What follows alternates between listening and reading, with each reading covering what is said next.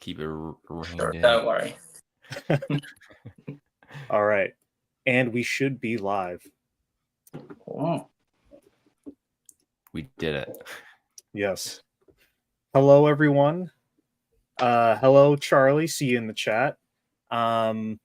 We are here today with the Alex Clegg from Late Night 99 to talk about folk filmmaking and independent filmmaking and YouTube filmmaking, because it's been a pretty crazy year so far for YouTube filmmaking, especially over at Alex's channel.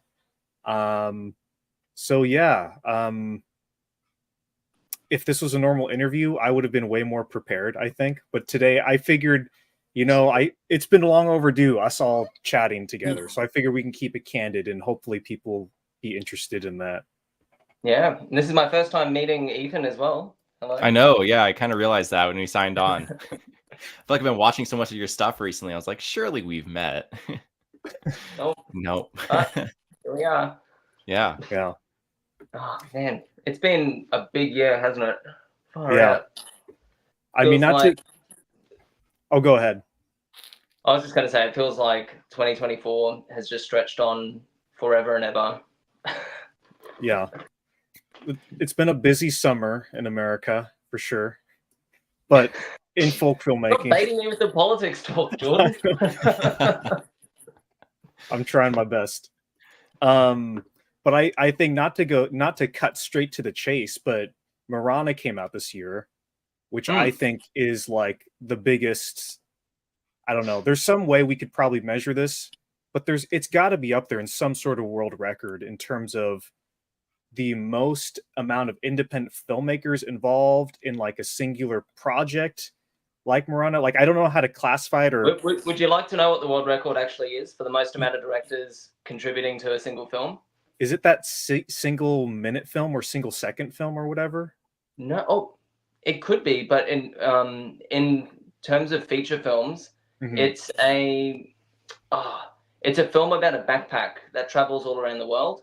And so when they finished using the backpack, they shipped it off to the next filmmaker, who shipped it off to the next one, and it's 26. It was so close. Oh man. How many is Marana? It's about 20, and that's if I'm including. That's if I consider like Caleb and Nathan both directors of their segment. So I think it was 18 individual teams with a couple of, because people gave me their credits, and a couple of people were double directors, and so it's about 20-ish. But if I want to really fudge the numbers, I can be like doing production segment directed by Jordan Ross, directed by Ethan Hansen, directed by but I feel like that's a bit disingenuous. So sure, right. Looks like we got Claren in the chat. Hello. Have you guys seen Claren's new film by any chance? Yes. What's it called? Untethered, right? Yep. So good. The sound design of that is so incredible. Yeah. Well, since Claren's here, what individual what was the sounds? Was it all instruments? Like, did you do it with GarageBand, or was that something that you did in another way? Like, are they other sounds that you've put in? I want to say, because I think Claren did I think he did a BTS video, but I don't think he went into the sound design. But I could be totally wrong. I could be misremembering this. Let me look this up. Was it a bit like a vlog, the BTS video? It was kind of like a vlog. Yeah, it was like a behind the scenes. I think it was last week. Yeah, I think this is more of the filming of it from my memory. But yeah, that sound was awesome. No, that was I had a lot of, because I didn't know what to expect going in. I think I was thinking, Untethered, it's going to be some. I thought it was going to be I went in with, because of the title, I went in with the expectation of maybe a more dominant sci-fi concept, but I really loved the way that it was. I think it was very, very, very warm. I liked it. Yeah. when I saw the title, I was somewhat triggered because that's what I called my AirPods when I got those. I was like, I'm untethered from the string, so I'm just so whenever I go to Bluetooth and connect to untethered, that's what I think of. But but funny enough, it did have to do with sound, which is really cool. Yeah, and I'm curious what location. I mean, okay. Claren's responding. Okay, here we go. Every sound was recorded by me. It was a mixture of synthetic instruments, and also went around the music department at my school and played different instruments. Oh, that's sick. That's so cool. Yeah. Yeah, dude, it turned out great. Did you guys do much filmmaking while you were in high school? Yes. That's how we started. Yeah. Yeah. Yeah. Because that's very like, that's a lot of fun. That brings back a lot of memories of when I was in high school. We had like an art department, which was essentially like a 2-story wooden house that was on the school property, and that turned into the art room. So the upstairs master bedroom was turned into like an editing studio. And that's cool. So all the creative people hung out in the same space, and we all just made films and songs and art. That's awesome. Yeah. My high school that I went to for the first 2 years used to be a school for, I don't know what the term would be, and I don't even know exactly what it was, but it was if you had behavior issues and or I don't think it was residential, but I think it's specialized in people with extreme behavior needs. So there were like all these rooms that you wouldn't see in a typical school. Like we had like not the padded room, but we had stuff like the padded room at our school. Right. Like a sensory, like a destimulation room. Yeah. Yeah, and that's what it used to be, and then it turned into just another weird. I shouldn't say weird, but like our school was weird. The other, what it used to be, was normal, probably very needed, but like our school was a very weird kind of like, I don't even know how to describe it. Yeah. Oh, Zach's here. Hello, Zach. Hello. Check it out. Hello, Zach. You're live. I kind of figured. Nice to meet you, Zach. How you doing, man? Hey, nice to finally see you in some space other than through your videos. So, yeah. Yeah. We got Addie Fled Han here. I recognize your thumbnail and your name, Addie. It's nice to see you. Is that because it's is that just Dracula? That's, Dracula yeah, Nosferatu, Count Orlok or whatever. That's cool. That's cool. Yeah, we got some people here talking filmmaking. Oh yeah. Is it just any filmmaking, Jordan, or is it a particular type of filmmaking? Is it perchance folk filmmaking? I mean, that would seem appropriate given the label on this discussion. Man, but I mean, jumping way back, Zach, we've kind of been all over the place. But I was asking Alex earlier about Marana, just nice. How massive a project that was. And I can't imagine just, I don't know, the scope and the amount of work you had to do and to put into that project to get it out there and released into the world. I mean, you've talked a little bit about your channel, but what was that like? Like, how do you feel? Like, describe it. What's been going through your mind ever since the final part's been out? I am slowly noticing all the mistakes in each episode. Yeah. And so that's always hard when you finish something, and because Marana was so long, there's more.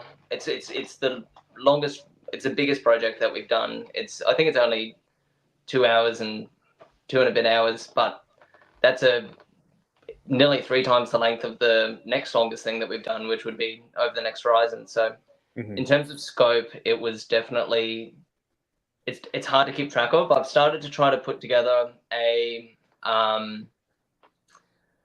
just a full complete cut where I take out all of the preambles and all the credits and then transition the episodes into each other. But the difficulty with that is the sound is a mess across Marana. So I think someone reviewed on Letterboxd that they watched Marana back to back, and it was a little bit difficult to watch because they had to keep adjusting the audio levels between the episodes. So I would have to go through and commit to an undertaking to mix everything and level it all properly. And I'm a very disorganized filmmaker. You watch people do videos on, oh, this is how I organize my timeline. And my timeline is just, I'm starting. All right. The first one's going to be the camera audio, and then the second one's going to be the room tone, and then, this sound effect would be cool. And so I edit in a very sporadic, disorganized way. So you can imagine what Marana might look like. If I did like a timeline photo that people do, it would be almost a vertical. It'd be a vertical image. It's very disorganized, but whatever works, whatever gets the job done, in my opinion. But since you brought up the just the undertaking of this, I've been wondering about this for a while. When you're editing Marana, how did you keep the storylines like together in your head? Like, did you like? Because some ways I could imagine doing it is like, like you could edit everyone's short into like a chronological piece, then chop it up. Or were you just kind of like pulling what you wanted in as you went and work chronologically? Like, how did you approach putting all this together? Yeah, no, that's a great question. It's, again, there isn't a very orderly way that this happened. There was some routines that I got into and some rituals that really helped get a grasp on each day.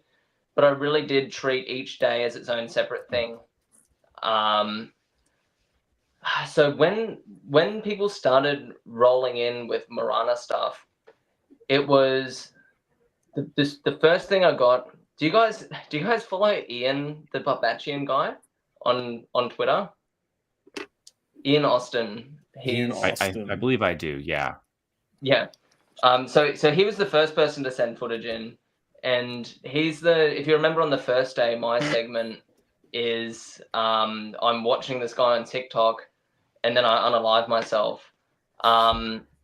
So that was his contribution to Marana, was the TikTok segment, the guy on the video, and that was the first one to come in, and that came in pretty much in December of 2022 when we started. So when he sent all his clips, I edited them straight away. I was like, okay, this is what Marana's going to be like. And then other people started sending things in, and over the course of the next probably 12 months, I had all of the main storylines come through, even a couple of months apart sometimes. So as the footage came in, I would get really excited and go, okay. And then I would edit it together into a timeline. And but then when and that helped me understand what each day looked like.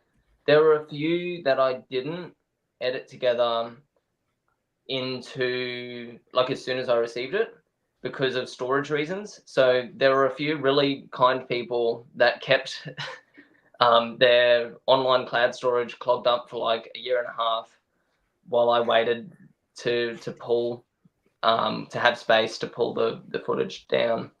So, and then people were submitting, like I was last minute getting people to contribute. So I was working on Madrill for ages to send me something for Marana and just chipping away. And then after the fourth day came out, he was like, I'll do something. Then he sent me that, the single shot of him lying down. But so yeah, I didn't have time all the time to edit everyone fully together to understand how it would pace out. Often what I would do is I'd watch the raw footage because I'd have it all in DaVinci.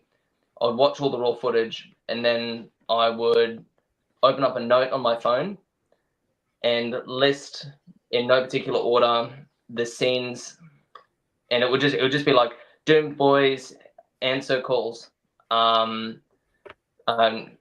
Nathan run away from pastor into house. Like it would just be shorthand for me to understand. and then I would organize it according to the sequence that I think would be effective or work.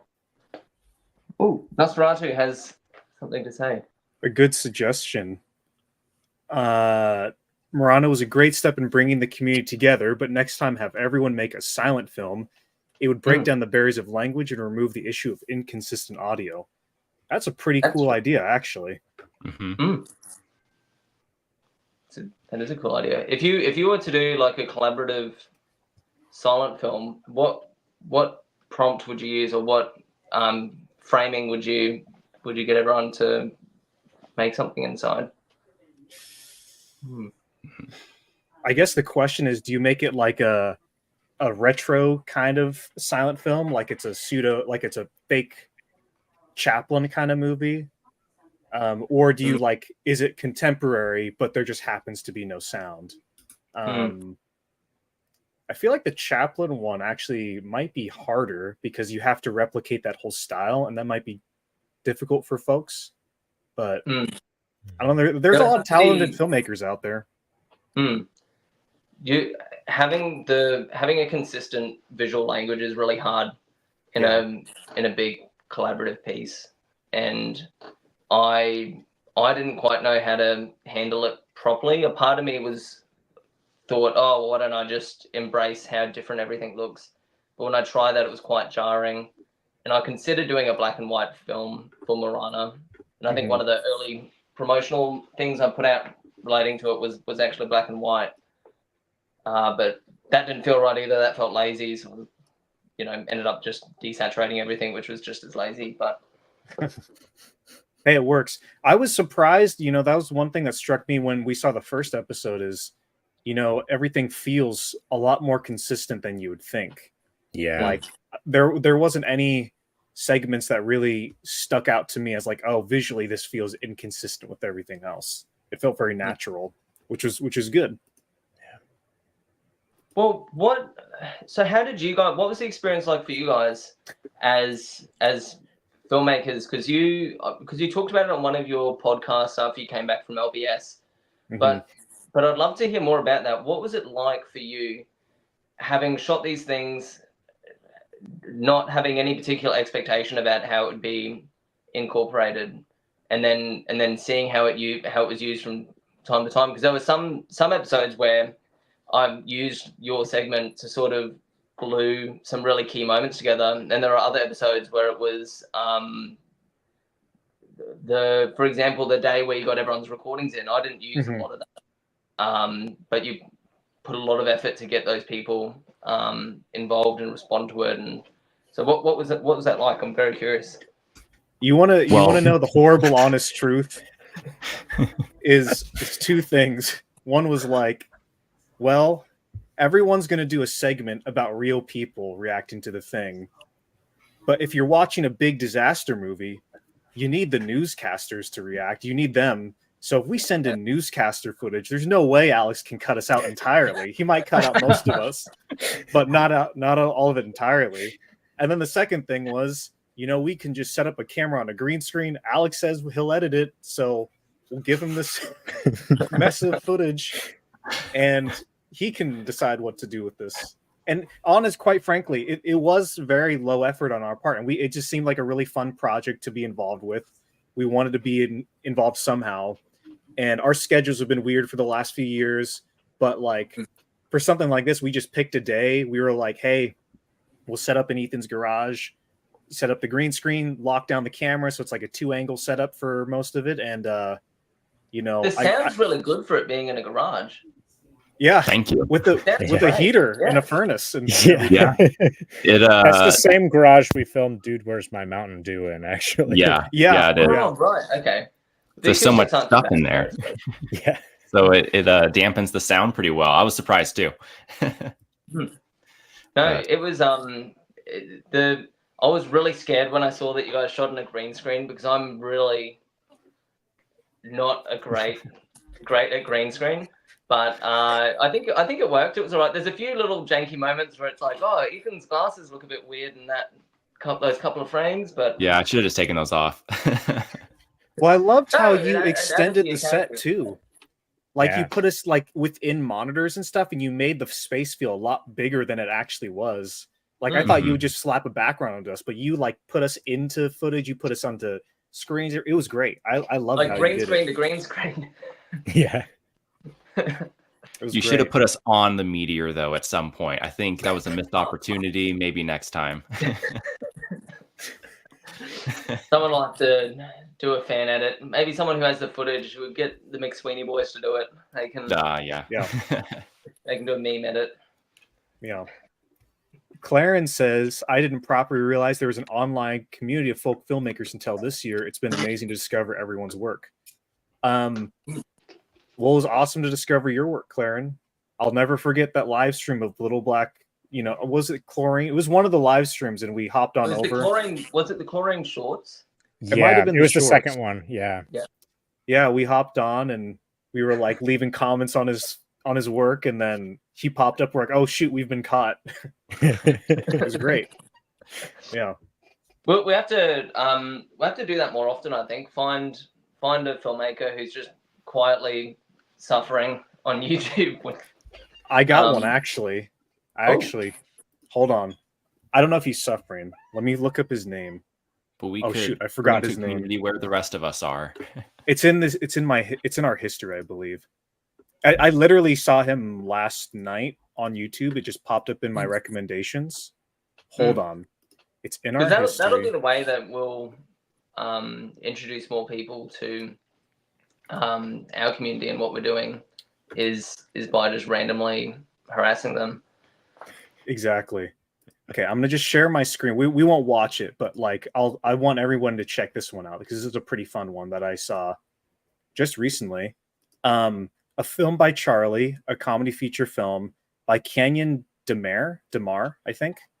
This is really relatable little comedy drama piece about this filmmaker who's not getting into film festivals. And so it's just like a little 90-minute like comedy drama about this filmmaker who's just kind of struggling. It's very relatable. If you're watching this, everyone go over right now and like add this to your watch list, give it a like, give it a comment. Did I comment? Yeah, okay, we commented. But everyone else, you go and comment because this is a great film. And actually, I forgot to subscribe from us.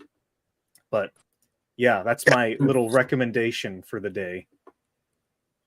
Fantastic. We'll go and check it out after this. Yeah, Canyon Demare, a film by Charlie. He's only got 470 subscribers. This feature just came out on August 2nd. So, oh wow, it's like brand new. Already at 600 views. That's pretty good. Yeah. He's doing a good job. So, check it out. I think filmmakers will find it relatable. But yeah. Yeah, I'm just looking at some of that. He's consistently putting out pretty awesome stuff. They've got a couple of big projects a year that come out from the looks of it. So yeah. But yeah, he's got some shorts and everything. I think this might be his first feature, I want to say, but I'm not sure. Yeah. Oh, Thomas is here. One of the many Thomases. Thomas Roslin. Hello. Hey. Thomas did a great film called Colfax Television, which we shouted out earlier this year. It's like a collection of skits in shorts. It was a lot of fun to check out. Oh yeah. Thomas says, "I'm glad there's finally a film community that isn't obsessed with the false sense of perfection." That's important. That is important. I agree. Oh, Nathan says, "Put the channel in description." Hello, Nathan. Oh. One of our good buddies. The jump scare when that purple picture pops up. That's the thumbnail to beat. Here, I'll do that right now. I'll put the film in the description. Let's see. Watch film by Charlie. And if anyone has any other films that they want to recommend, like doesn't have to be on this live stream, but recommend them to us in the comments of our videos. Like, yeah. So as people watch them, they can go and hear about that. That's a really cringy thing that I used to see on YouTube a few years ago. Like when I was a child, people would be like, "Watch my video," and then they'd link a video. But you can do that. You've got permission. Yeah. No, we will watch it, and other people will too. Yeah. As someone named Charlie, should I add Demir's movie about me to the movie database? Yeah, sure, go for it. I think that I don't know. I actually don't know if that film is on Letterboxd or the movie database. So yeah, feel free. Feel free. Let's see. It feels weird Oh, having Little Black Submarines on Letterboxd. We haven't had a movie on Yeah. Letterboxd in ages. our movie was on Letterboxd and it wasn't on YouTube. It flipped. So the ironic thing is, the movie database would probably not delete Little Black Submarines if it's not on YouTube. So Yeah, just keep that's it on YouTube, and then you can have it on. Yeah. It'll be a real movie then. yeah. That's true. How's everyone feeling about the YouTube LBS upload shenanigans? How are you Okay, feeling, Jordan?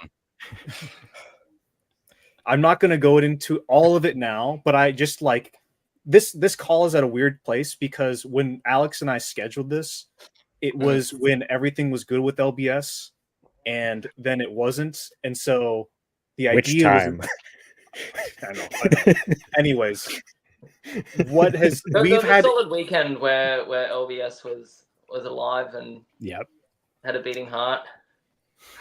It's so what's happened with the movie, we'll make a movie about this, is essentially it's been pulled for copyright reasons many times. Our ultimate conclusion was we discovered that we think that you can't have any more than 10 songs that are identified by YouTube. Otherwise, YouTube reads your film as a music playlist, which is weird, which is this thing that was totally new to us. Yeah. And if it identifies your film as a music playlist, it will, the record studios will say, oh, because this is in a music playlist, it's not allowed on there. So they block it worldwide. That's why all the music playlists are live streams instead of like if you go and look up an artist's music, there'll be a live stream of it, but not a saved video. Exactly. So I think that's what's been going on. And so after many tests, after, we apologize for this delay. I know it's been a little start and stop on our end. But we figured out a good mix. As of now, the movie is up in its entirety, LBS complete, but it's also up in parts 1 and 2, divided in half. And with parts 1 and 2, it has the original intended songs that we wanted to use. So you can check it out in full with the altered soundtrack. You can check out parts 1 and 2 with the original intended songs, or you can check out the 4K download in the Google Drive. It's in the link in all the descriptions. So whatever you prefer.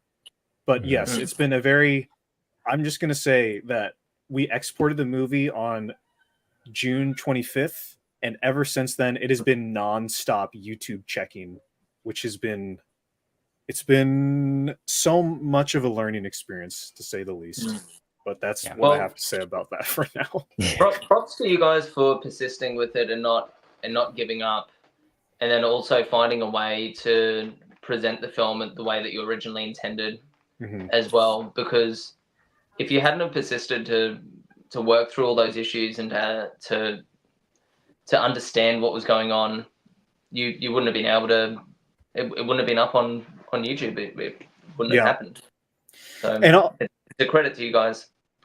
And I, to be honest, when it was pulled that second time, because it was up and then it was deleted, like that weekend of the premiere. After that, I was pretty ready to just be like, it's just an unlisted Google link. But then I thought about it more, and I was like, the cast did such a great job. The crew did such a great job.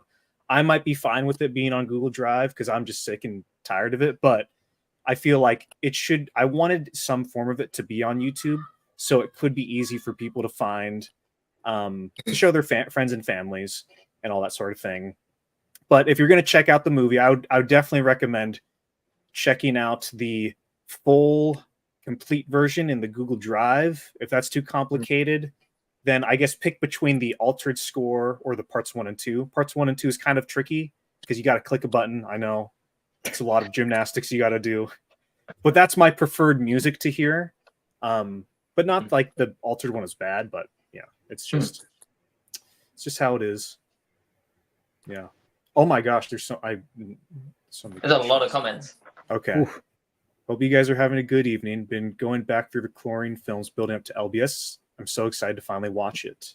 I'm excited for you to watch it, Thomas. Thanks for checking it out. Yeah. Yeah.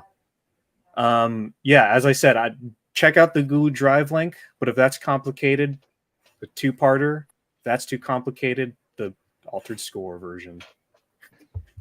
J Spice Films and Food. What's up, guys? How's it going? Is that Dr. Pepper? I think That's some that is Dr. Dr. Pepper right there. Ah. That's my drink. The Do they breakfast have champion. We don't have Dr. Pepper in Australia. Sad. Oh. We have to go to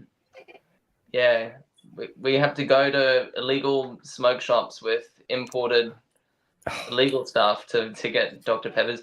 There we can also go there. Sometimes there's like an international food aisle, and you go through there, and there's all the like Japanese candies and like specific Indian spices, and then there's Dr. Pepper. So It's beautiful. and Reese's stuff. My wife This lived guy's in meant to be. Australia for a year, and she told me you guys have really weird marshmallows that are not like American marshmallows. Because she's we like have the trying best to make superior s'mores. marshmallows. Yeah, she's like, these just light on fire. Oh yeah. Yeah. And then she also introduced me to Tim Tams. Those are great. Love a good Tim Tam. Amazing. Yeah. Oh, well, you're maybe there's a stronger possibility of one of the Doom Boys coming to Australia than there is for a late night boy. If keeps one of the threatening. Doom Boys comes down, we'll all go down. Oh yeah. Trust us. Yeah. Yeah, we'll all. When do we it. have enough money, when we're 85, we will come down and make a feature film. It won't be Yeah. that long. I'm No, sure. it won't be that long. Hopefully not. No. I could see like in 5 years or so. Within Oh, yeah. 5 years, Yeah, I think that's yeah. possible. Mhm. That's sort of my internal timeline as well. But she'll see. Alex will come to the US and we'll go to Australia and we'll miss each other. Oh no. No, the way to do it is we plan it so like we go to Australia for like 2 weeks, and then Alex comes back with us to the States for 2 weeks, and it's just like this month-long filmmaking adventure. That's how That'd we be do cool. That would be awesome. it. Yeah. All right, let's get to some of these comments. Zach, you read these comments. All I'm right. getting tired of speaking. Charlie says, I just saw a 5-hour movie by a trans woman named Louise Weird. It's called Castration Movie and has amazing rivet vibes and was shot on DV in an amazingly intimate way. Awesome. That sounds sick, actually. Shooting on DV is the way to go. Where can this you on watch YouTube? this? Yeah, that was my question. I'm looking this up right now. Hold on. Fangoria did a thing on it. I'm gonna add this to my my list, my watch list on Letterboxd. I feel scared to search for castration movie on my family's internet. So, Hear the history. I mean, might need someone to directly link it to me. That's fair. Yeah. Oh, she's got a.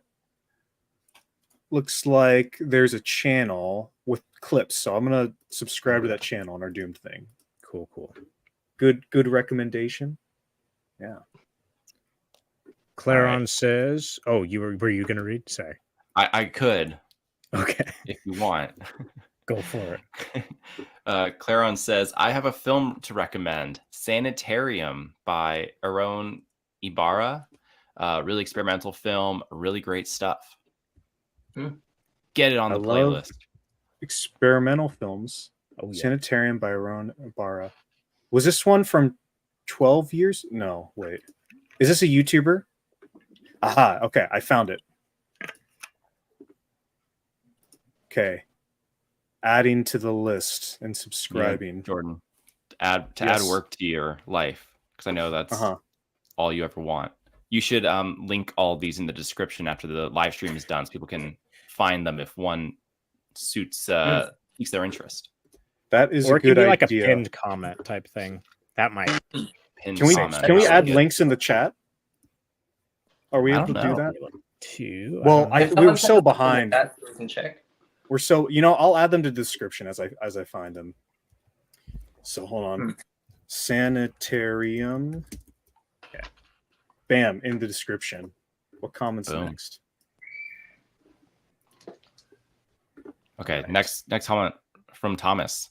Other than the slim possibility of being paid, do you guys think there's any advantage to getting films on Tubi as opposed to self-upload platforms like YouTube? Is there an advantage? I think Tubi has. I think there's like a demographic of like Tubi heads. I think that's a thing. I think there's people that are passionate about independent film and enjoy independent film, but use Tubi as a way to access it, which makes sense because there's a lot of independent film on Tubi. So I suppose the benefit, other than getting paid, would be that you would widen your audience, and it would be a good way to diversify. What I really want is when Danny finishes the Folk Filmmakers documentary, I want him to put it on Tubi or alternate platforms. That'd be cool. I think that would make a lot of sense. Yeah. Yeah, I think the consideration that we always kind of are looking at when we're putting out a movie is just what's got the least barrier to entry for getting people to see our stuff. Right now, for us, that's YouTube, but for another project, that might be a different answer, and we'd pursue that. Yeah, I think the thing with YouTube is, we've said this a lot, but with us as no budget filmmakers and independent filmmakers, we have to compete with Hollywood and all this content on TikTok and Netflix and everything, all that sort of stuff, which is fine. That's just how it is. So we shouldn't make things harder on the audience. And I know for a fact that I can send a YouTube link. I can text a YouTube link to anybody. I mean, you could try that with Tubi, but it's just slightly a little more inconvenient. It might not actually be. I don't think it actually is if you know how to use the internet. But, to the average person, it's just slightly more inconvenient to click on something called Tubi. What's Tubi? Because not everybody knows it. So, and the thing with YouTube as well, the thing with YouTube is that everyone uses YouTube. Everyone has YouTube on their phone. And it's almost like, well, I think at a base level, the question needs to be asked, why? Why are you making movies? What's the end goal for you? And depending on what that is, it'll change your level of satisfaction with whatever outcome happens with your film, whether it is deleted off YouTube by YouTube, or if it goes viral, or if it gets 100 views, or if you don't release it at all and you're happy to just make something to enjoy it yourself. Like the having really clearly defined goals and expectations from your art and from your creations, I think helps you know what you're working towards and what you're wanting to get out of things. So that's a long roundabout way of saying what I want when I make films, and what I want, my goal is to have people watch and enjoy them. That's as simple as it is for me at this point in time. So that makes YouTube the easy choice, because the dopamine hit for me, and the thing that I love is when I see that people are watching it, when I see that people are watching my films, because I know that people are, some people probably hate it, but I know that some people are enjoying it, and that's the feedback loop that I'm looking for. And with YouTube, there's always the possibility that the algorithm could pick it up, and a lot of people could watch and enjoy it, and it could be something that a lot of people can enjoy as much as I enjoy making them. So I think that with YouTube, that's the benefit, is it's sort of like you're playing roulette with each upload, and that's kind of fun and exciting too. Not to promote gambling on your stream, but sometimes the gun and the cars just disappear entirely, like with Little Black Submarines. But it's just how it is.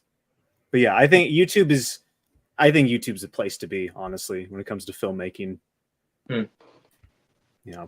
Let's gas them up so that they don't remove our movie again. I know. praise be to YouTube. Let's see. I have a question about LBS. I haven't seen The Mentor yet, so should I watch that first?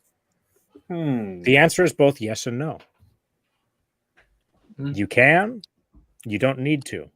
I think. What does everybody think on this video? What does everybody think on this chat? I want to know. So you go. Alex, you go first. You go first. Or wait, okay, maybe. Oh, Alex has to get the vibes going. Yeah. So, I think it works either way, and I think it depends on what you have to frame one or the other in a certain way in relation to the other one, which sounds like I just said a lot of nothing. But if you watch LBS and understand there's a prequel to this that I can watch after, you'll watch The Mentor, and as you watch it, you'll be like, oh, whoa, oh, that's crazy. So that's who that handsome man walking around with weird glasses in thing is, or whatever. So if you really want to watch Little Black Submarines and you're thinking you can't watch it because of The Mentor, just watch Little Black Submarines and then understand that there's a prequel that'll recontextualize a couple of things and be really interesting to watch.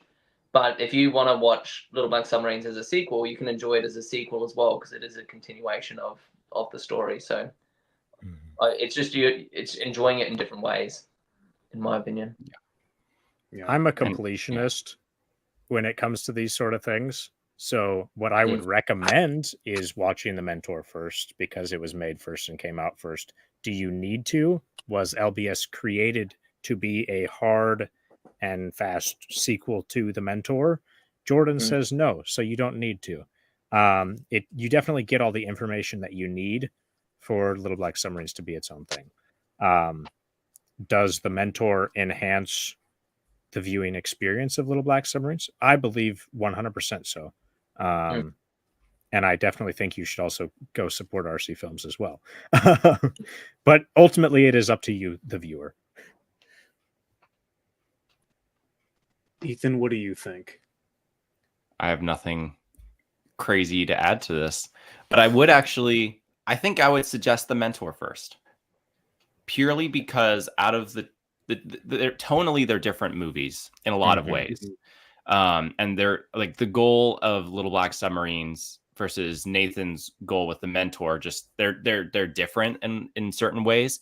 And I think watching it in the order of Little Black Submarines first and then The Mentor, like Little Black Submarines kind of ends on like this really accelerated high that The Mentor doesn't. So I think like where you'll feel as an audience member by the end will change quite a bit. Little Black Submarines will be a lot more cathartic after The Mentor. Yeah. So I would suggest The Mentor first. That being said, you definitely don't need to watch The Mentor to watch LBS. It was designed to be a standalone. Like, my mom watched LBS last night, and she's never seen a single chlorine film and has no idea about any of that. And she was totally fine. Although which version did she watch though? She watched the 4K download. Okay, good. Diane's on it with that. I was not about to sit through any other version with her, so I was going to make her do that without watching the true movie. Yes. Perfect. Yeah. All right. Let's see. It's like when a game gets re-released and have to pull songs because of expired license. Yeah. Yep. We are so behind with all of this. Oh my gosh. We should hurry up. Speed round. Gotta keep it concise. Yeah. Was Doom Productions' plans next in a semi-post LBS world? I like how you put semi there. Dude, Nathan, that's accurate. Thanks. Gosh. LBS is a state of being. Is this in regards to Doom Productions in general, or specifically in regards to just go individually, one at a time? Ethan, what are you planning next? Oh, I'm currently editing a project that came about very organically that we shot last week with a group of filmmakers. I'll hold off on what it is because I don't quite know what it is yet. It's one of those movies where we went in with a plan, and then editing could change that plan a lot. So we'll see. But it was really fun. Oh yeah. And then just kind of prepping for the next features that I keep threatening Jordan and Zach that I'm going to make. But we'll see. Yeah. Zach, That's what's it. That's next? all I got. Okay. There are several things that are on the table that haven't been touched in a long time. But one that I have set a goal for myself on is finishing Coalescence. If you've been following our channel, you've heard about that at varying times. And needless to say, the production of that film has been a struggle for myself, very much. But it will be out at some point. It will be in the editing process very soon, hopefully. Maybe some additional photography. We'll see. I don't want to commit to anything because once I say it, it's not going to happen. So that is what is, I guess, in the chamber, so to speak. And then I am writing another project that I cannot talk about. Perfect. That is all I have to say. All right. I'm not going to touch a camera until I'm working on an animated project right now.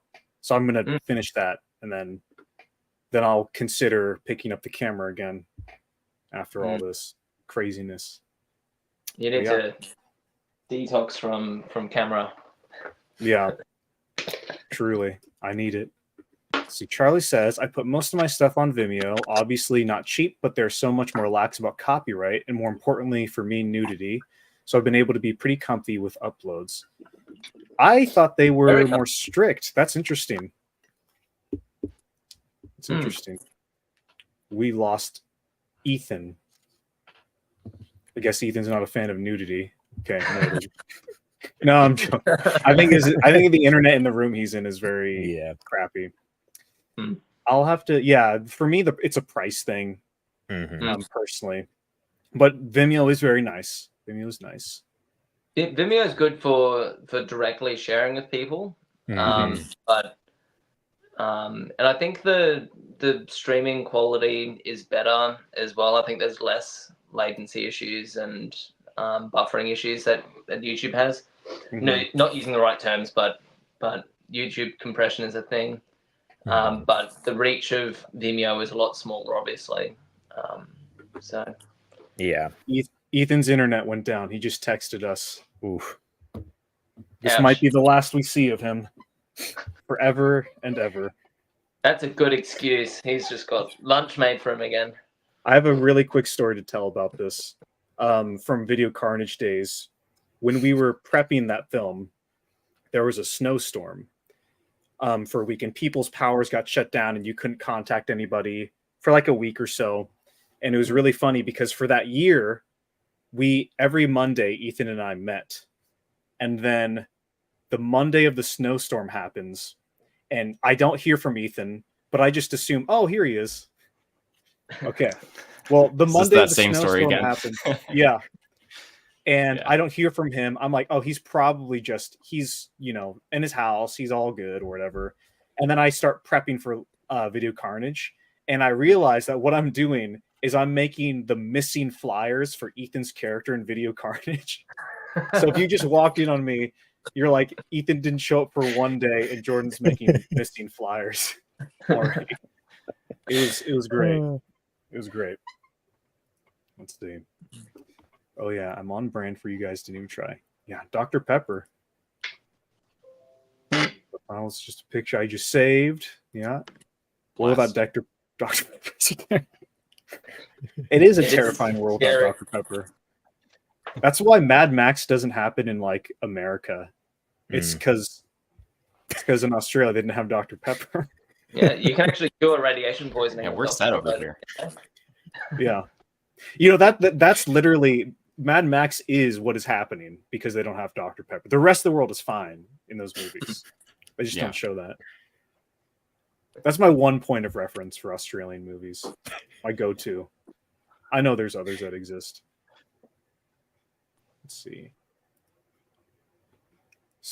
I thought the final shootout dream sequence in LBS was sublime. Is that style and execution something we can expect from La Danza? Oh no. When people dance together, they end up in another realm. I like that concept. That's kind of cool. That's a good question. I'll say that all will be revealed about La Danza In a long in the time. future. Let's just say in the Someday. future. Let's say in Australian time. Poor La Yes. Danza. Poor La Danza. Alex, we'll fill you in after the stream. Oh, yeah. But Yeah. No, I'm. Things happen, especially when you're working on something over a long period of time, and it can be tough. Yo, it's my coworker. what W film made by a lifeguard? Hello, coworker. They're better probably not be like, Zach, bullying you called Zach." out sick today. What are you doing? Why aren't you at work? You said No, you I were actually ill. I Now you're wasn't on a scheduled stream. today. I came in yesterday and I wasn't doing well, and I left early. But for those who don't know, Zach's I just was milking that PTO. Oh yeah. Oh yeah, he's been very excited about Little Black Submarines, and it was great getting to hear that he enjoyed it. So that was awesome. It's out now. It's out now. Check it out. I'm glad to hear that you guys get personal leave in America. I wasn't sure if you guys had those sorts of entitlements. No, Well, you no have to healthcare, work but for we like get that. 5 years. Yeah, it's You have to really work for it.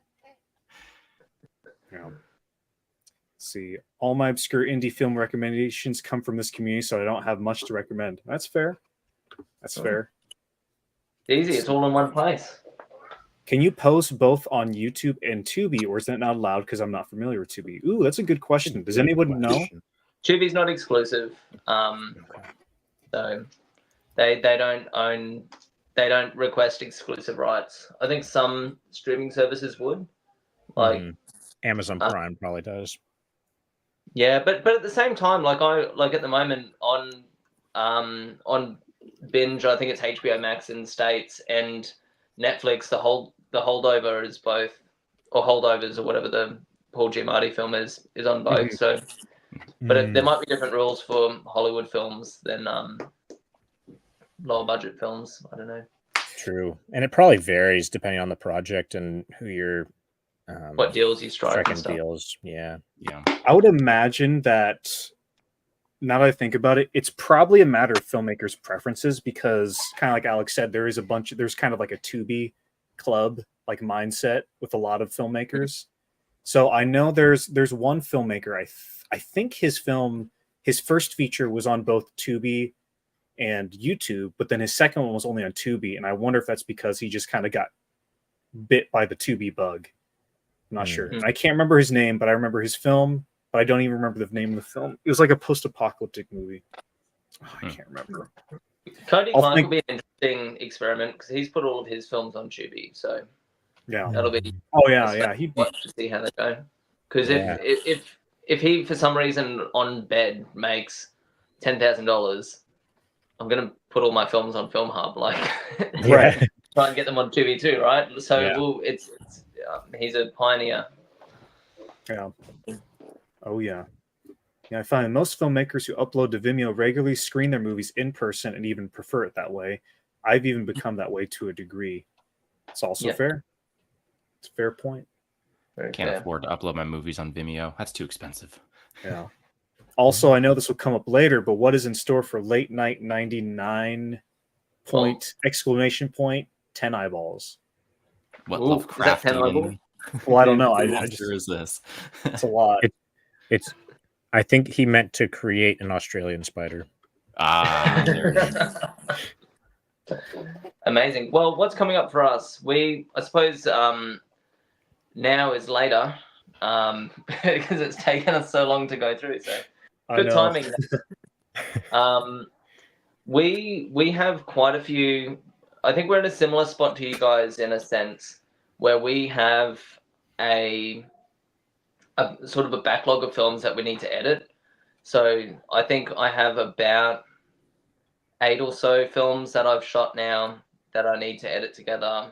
That'll be coming out each month on Late Night 99. And then we've got a couple of features that we're working on as well. So those will be more mammoth efforts to finish and put out. But that sort of What I'm wanting to do with the Late Night 99 channel is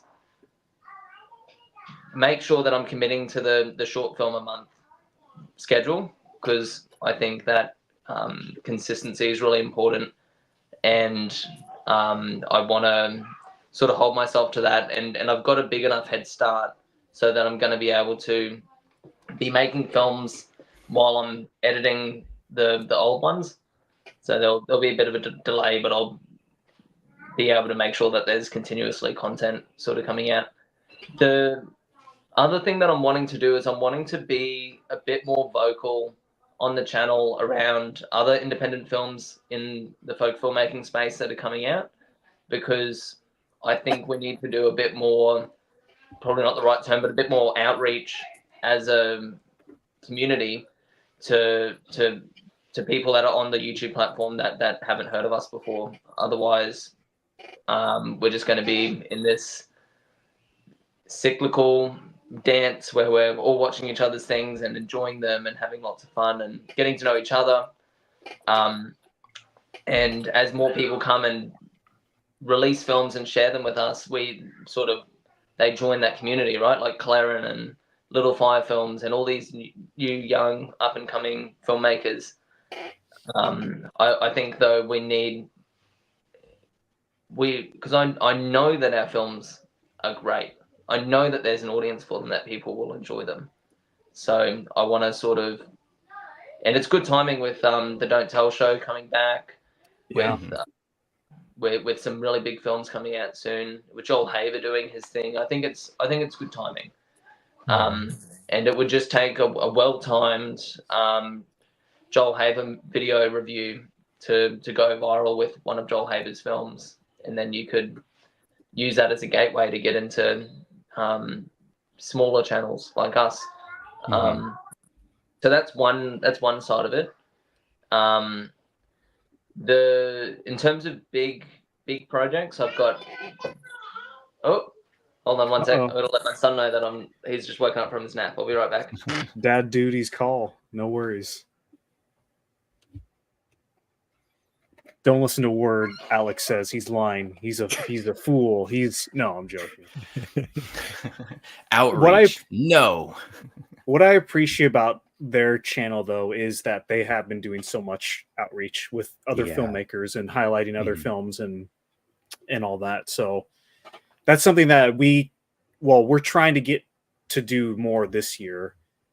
Obviously LBS took over our whole summer pretty much, so it's going to take me anyways a while to recover personally, but I do plan on doing more like reviews. Like, again, I mean it, like when people send in our films, I'd love to just compile them all, watch them through, and do another like video on all those films. I think that'd be a really fun idea, because I got to discover some awesome new films from people I hadn't seen their work before. I got to see films that people or from people I had seen before or that I just missed.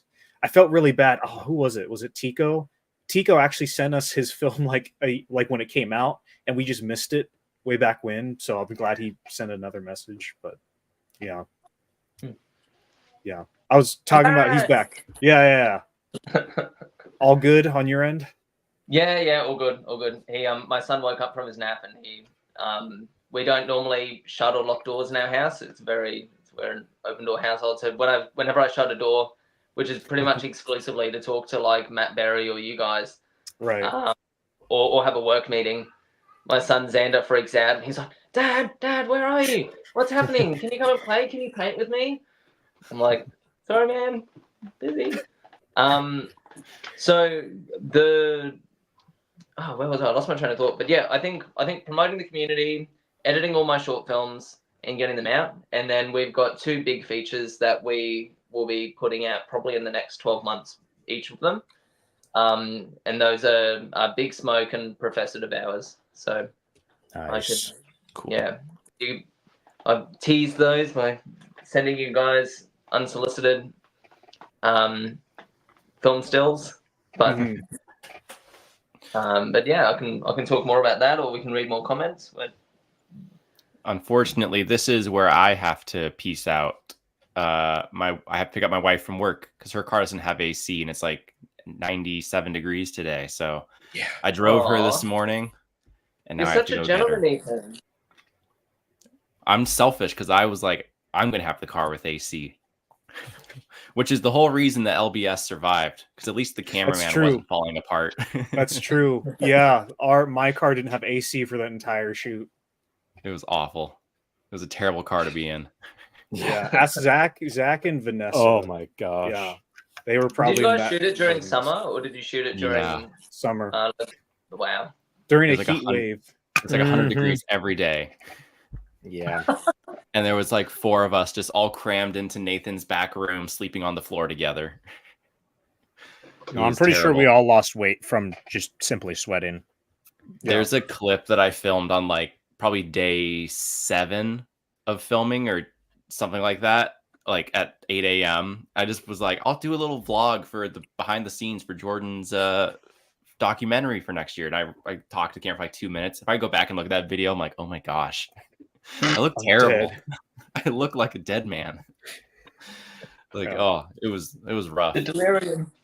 Yeah, for real. Like all of us at best were running on like 4 hours of sleep a night, probably on average. It was rough. And then there was Jordan on no hours of sleep. Yeah, just It's like hallucinating. with the quote from Elf. It's like I got a full 45 minutes, and I had time to build this rocking horse. The rocking horse in this case is the timeline of LBS. No, exactly. I got a full 45 minutes of sleep, but I edited the climax of the movie. It's here. You can check it out. Yeah, we got like 3 trailers during production because we're just like, I edited this for the crew real quick. Yeah, it's like you could have slept. That's actually a piece of advice I would give any filmmaker if you're working on a project for a long bit of time. Edit trailers for your movie just for the crew while you're shooting, because it will motivate your crew. It will give them something to get excited about and hyped about, and they might be like, oh, yesterday was really rough, but when they see that trailer and their eyes light up, they're ready to do it all again. So that's a thing that you can use to manipulate your crew members. Or hype them up. Even stills and I went into Big Smoke because actually, funnily enough, I started to conceptualize shooting a feature in the same way that you guys did with LBS. After you started talking about it, I was like, so they did it over a week and they shot every day. I'm like, maybe I can do that. But I must have tuned out, or you weren't open yet about the not sleeping and the devastating impact on your health and well-being. We were doing we shot over 7 consecutive days, and we're doing I was doing like a 14-hour day every single day shooting this friggin' thing. And the location was, because my wife and kids were in North Queensland, which is like a 9-hour drive away, doing having some family time. And where I live on the city outskirts of Brisbane, which is the capital city in Queensland. So I live on the outskirts of Brisbane, and we were shooting close to the border of New South Wales. So it was essentially a 2 or 3 hour drive for me to get to set and then to get home each day. And I couldn't just sleep down there on a couch or something, because I have like heaps of animals at home that I was looking after while everyone was away. So the spiders would get lonely. Exactly. So I would be waking up at like 4 a.m. every single day, going, ugh! And then I'd just hop out of bed. I had all the props at my house, and so my whole house just turned into like a hoarder's home because we had so many props. I'd walk out and in my pajamas, open the boot of my car, and as it was pulling up with the automatic thing, I'm just throwing in the props and referring to a prop list I had. I was like, I need this, and this, and close the boot, and then drive for 3 hours to set. And I'd get there at 7 o'clock, and then start filming, and then we'd finish at 5 o'clock each day. I'd go, all right, pack everything up, drive home, and just go to sleep. and that was rinse repeat for 7 days straight. That is literally as if we Wow. drove to Yakima every single day. That's what it would have Yeah. been like, actually. Oh my gosh. Props That to would be you for doing crazy. that. Yeah. That's nuts. So it was bananas. And I feel like so I did want to talk about this a little bit, particularly with, I feel like Big Smoke and LBS are very similar in terms of scope and ambition. Mhm.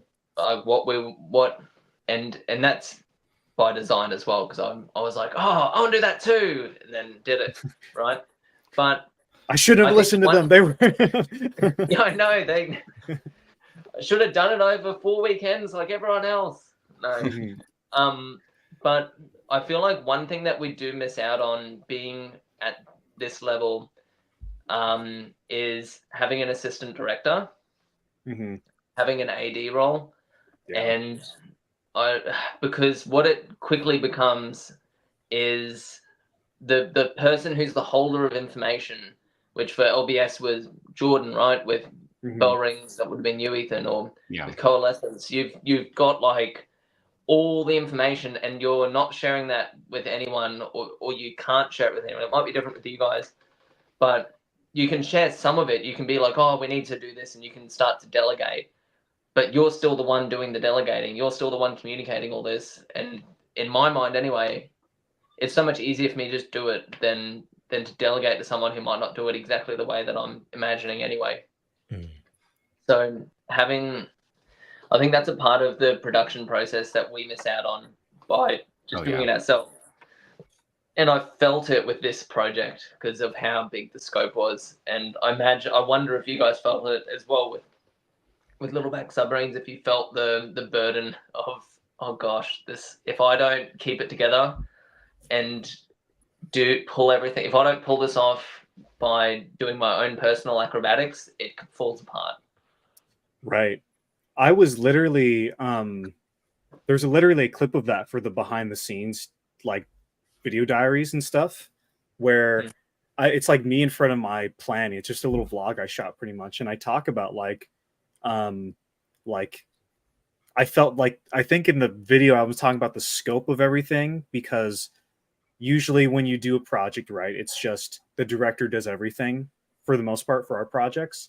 But for this one, it was kind of like, okay, I have to do all this, but then, oh wait, Zach and Ethan can do gear and props, so I'm gonna give them the list and they can go off. But I have to make sure to follow through with them or check in, because some people, they like constant reminders. Some people, like if you text them twice, they're like, they get annoyed and they're like, go away. So like you got to follow up, but you don't, you know, you got to still like, you don't want to overstep anything or be rude or anything. And then there was like texting with Nathan and Caleb and Yakima and talking with Brooke about the makeup. There was so much delegation. Like we went from having no delegation to, you know, Zach, Ethan, Caleb, Nathan, Grant, like 6 to 9 people delegating different things to do. Crazy. I would definitely recommend, if you're going to delegate, pick like 1 or 2 people. Like I know Zach and Ethan and I, we can do that perfectly fine. We do that in the Wild Boys movies and stuff where we're like, hey, can you do this or can you do this? But like going from like no one to like all those people. Yeah. I think that's where the first AD role comes in, and all the different roles, because it always seemed like insanity to me when I'd go on film sets. I'd be like, you guys are idiots. I know a better way to do it. But having now shoe on the other foot, I'm on a project that's of a scale like this. Having someone who can be your brain and be like this is not PC or anything, but be like the autistic brain of the director, and the creative brain of the director can go and exist and just focus on what they're supposed to be doing.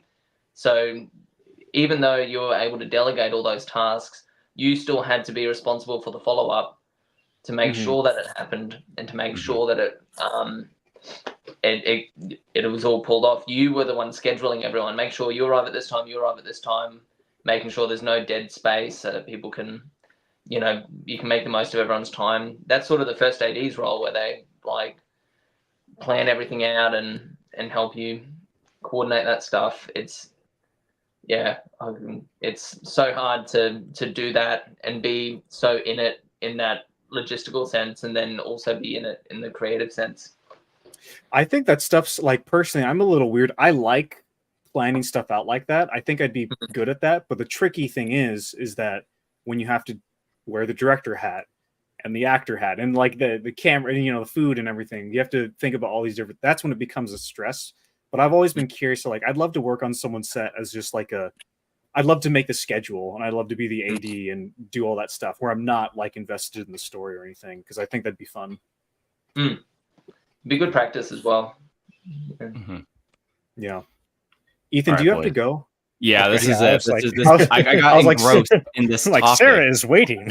No, I added a buffer time. I'm good. Okay, good. Okay. But all right, Alex, I'll see you later. Thanks for being on.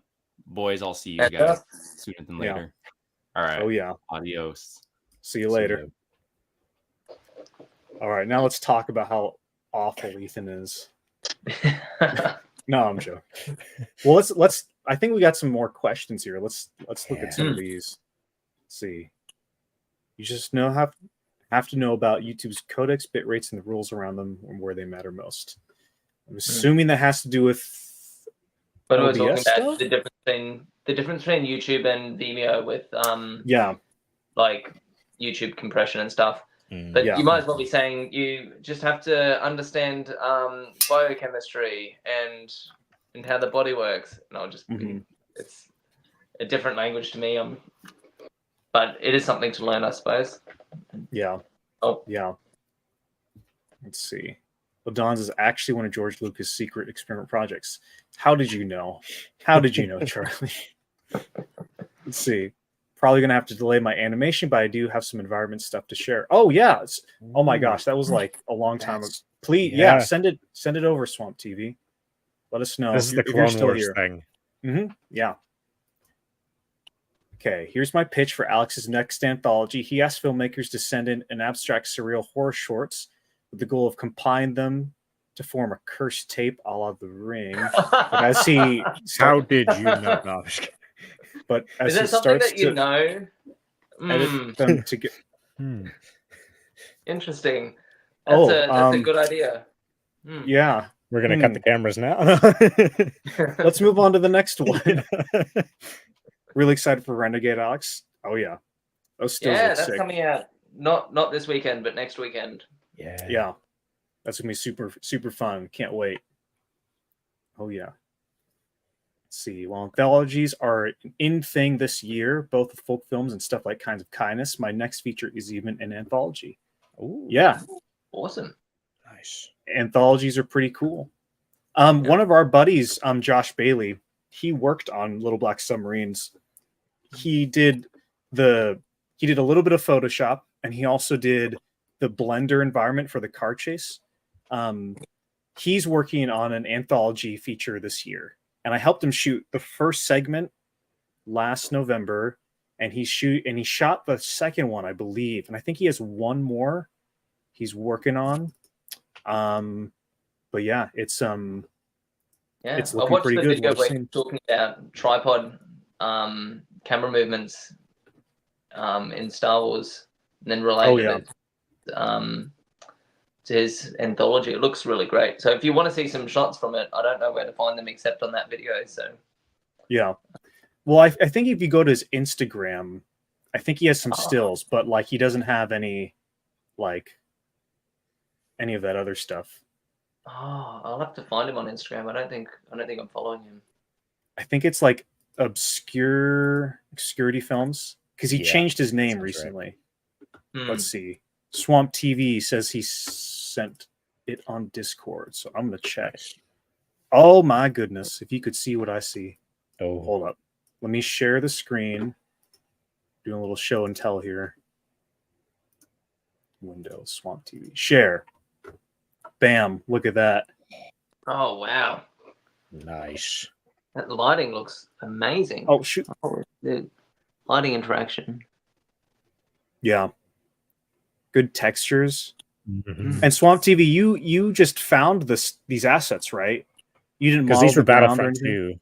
Or, well, the character assets were Battlefront 2, I think he said, right? Well, it looks good. However you did it. Yeah. Oh, that's great. Good texture. Oh, shoot. Yeah, looks great. It looks Good right rock. out of Tunisia where they shot the Tatooine stuff from episode 4. Yeah. Look at that. Mega scans and polyhaven are in the environment. Yeah. That's amazing. You know, some people think to do CGI, you need all these, you know, you need to know how to do it all, but like there's resources to find these great assets that you can just totally use. Yeah, this looks great. What you need with that shot is like some reflections to put in the water from the clouds or something, maybe. That would be awesome. Oh yeah. But I imagine clouds would be tricky. A cloud's hard. I know nothing. I'm just like... Not necessarily. It depends on how you model them, because you can make them really complicated or just really simple. I think it's volumetrics, but you could also just literally, for a shot like this, you could literally just use a PNG, like have the water reflect like a JPEG or a PNG file, and then you just can get like the rock reflection where the shadow is. Yeah, you don't need to. Not everything needs to be actually CG. But yeah, thanks for sharing, Swamp TV. Those look awesome. I'm really excited to see how that turns out. Yeah, it's gonna be great. We're big Star Wars fans over here. So. Oh yeah. Let's see. Oh shit, Addy, you know too much. Yeah. We skip on past. Next. Yeah. Josh was also famous reporter Michael Henke. That's true. Josh is either the first or second person who speaks in Little Black Submarines. He's the reporter on the TV. It took me a second to recognize him when I was watching it. Yeah. I was like, oh, I wonder who that is. Oh, no way. Yeah, we shot that in Starbucks by our place. Yep. Author of Crimes of the Pacific Northwest. Yeah. Mega scans of Paul Haven are in the environment. Yeah. Good stuff. Now we're caught up. We're caught up. I feel like the homework's over.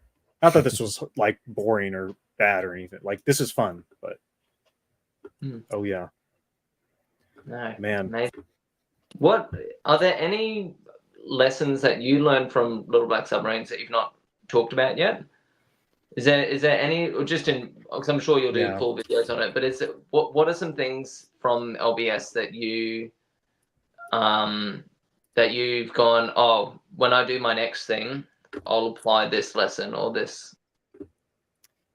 Yeah. So much, right? I learned so much, but I think a couple of stands up for me because I actually keep track of all stuff. After I film a project, I jot down just some quick lessons that I learned. One was you can never have enough coverage. If you can get more coverage, get more coverage. Prioritize clean onset audio.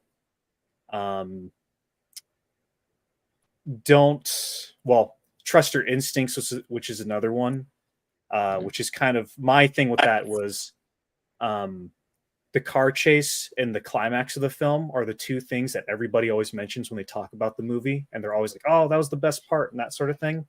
Those are also the two areas that I got the most pushback on, whether it was overt or just like kind of subtle, like suggestions or whatever. Those were two things that I got lots of people telling me I don't get this. Is this going to work? Maybe we should change this. I'm not sure about this. But those are the two things that stands out to everybody. And so that to me was like a sign of just trust your instincts. Because if you have a clear enough vision, if you know how something's going to be, you should just follow it. Know when to collaborate, but also know when to not make concessions, that sort of thing. Let's see, what else did I jot down? Let's see. A film might consume years of your life. Make sure you believe in it. Yeah. I thought this was just gonna be a quick movie, just a quick, fun little movie. It's turned into a year and a half of my life. So you're writing your own damn Confucius lessons. This is like the art of war or something for filmmakers. Filmmakers. It's awesome. I don't know if it's that important, but yeah. Let's see. What else do I got? Don't make movies inspired by other movies. That was another thing I wrote down. This movie was inspired mostly by music, believe it or not. And I feel like the more that I incorporate and take inspirations from other art forms, the more fulfilled I feel as like a filmmaker. So, the world has too many filmmakers who like just watch Tarantino or Spielberg or Edgar Wright. You know, they just watch movies, and that's their lens. And if all you're putting in your brain is movies, you're not going to have any life or perspective to like put into your movies. So make sure you are not a boring person, I guess. And yeah, the last thing I wrote was there's no such thing as an easy film. Because again, I thought this was just gonna be a quick and easy movie, and it was not. It was not. But yeah, I mean, we'll talk more about all of this sort of stuff on our channel in the future. Yeah. Yeah. Can't wait. I think, and I said this in my review of LBS, but I think that's going to be one of the best things that comes out of the film, other than the film itself, is the behind the scenes content and the sort of, you know, reflections and yeah, you have to write a book called Reflections by Jordan Ross. Yeah.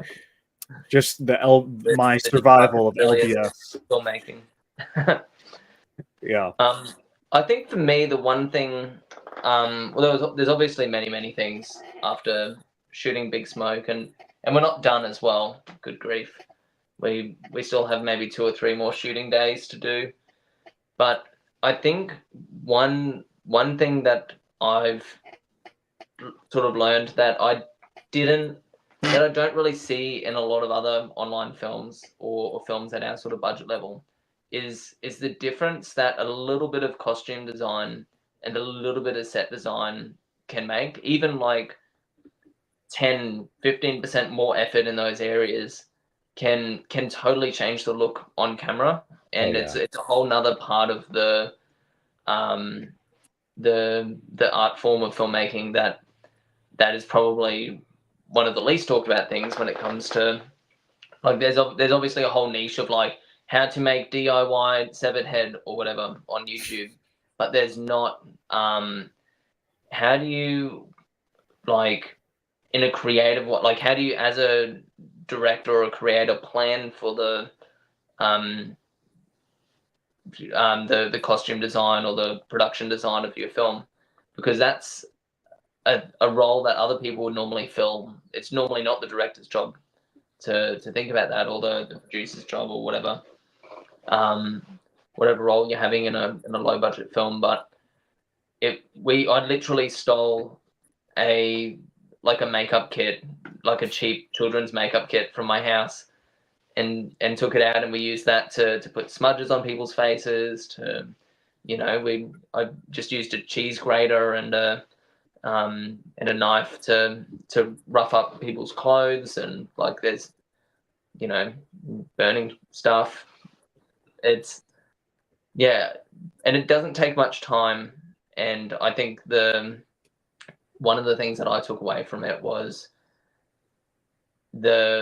how much more value you can add to the film relative to the amount of effort that you put into production design. Because you could, that's sort of.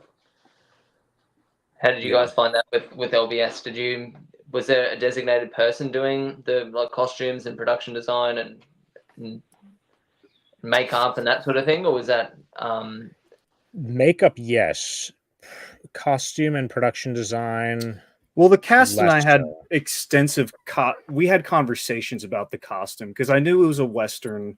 I knew we needed that kind of iconographic, just what I don't know if George Lucas came up with it, but it's something I see him talk about on the prequel behind the scenes, where it's just like, this thing is going to be on screen for like 3 seconds. The audience has to look at it and immediately know everything about that thing, whether it be a spaceship, an alien, or whatever. I kind of follow that rule of, like, when you see a character, they need to be immediately like you need to identify them with that thing, their silhouette or their colors or whatever that is. And for Gloria, right. Yellow hoodie, because, well, actually, I told her not to wear the hoodie. I thought it'd be a cool idea. I was like, in my ideal world, it was like shorts and the yellow hoodie. But I told her, listen, it's going to be really hot. Don't wear the hoodie. You're going to be dying in the heat all week. Just wear a t-shirt or yellow t-shirt. And she showed up the first day with the yellow hoodie because she believed in that, like, kind of that look.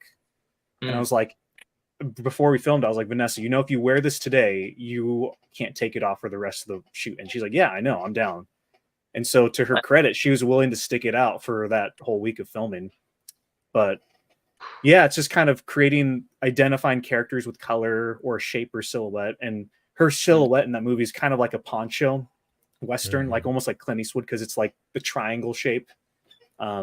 So yeah, it was kind of thinking of those low budget tricks that just like think of what people might have on in their closets and whatnot. And yeah, that's just how you do it. Yeah. Yeah. So at what stage in pre-production do you start thinking about that side of things, the costume design and the character design? Is it something that informs the plot of the film, or is it something that comes from the plot?